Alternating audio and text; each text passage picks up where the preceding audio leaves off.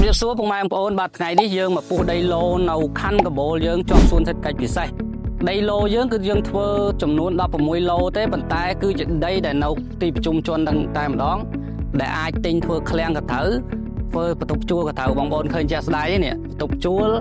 ហើយខាងនេះបន្ទប់ជួលហើយខាងនោះរោងចក្រសួនសេដ្ឋកិច្ចពិសេសកបូលយើងតែម្ដងអញ្ចឹងបងប្អូនទិញអត់ខុសទេដីតម្លៃធូរថ្លៃហើយយើងពុះ5ម៉ែត្របដោយ20ហើយមានផ្លូវរត់យើងក៏នៅខាងក្រោយនេះគឺយើងនៅដែរអញ្ចឹងបងប្អូនទិញយើងកំពុងត្រាស់សេដីហើយយើងប្រហាប់ហើយយើងជ្រៀកឡូយើងដាំបកគោឡូឲ្យតែម្ដងអញ្ចឹងបើសិនចង់បានដីឡូនៅខណ្ឌកបូលយើងនេះអាចតំណងលេខយើងខ្ញុំខាងលើអរគុណសូមជម្រាបលា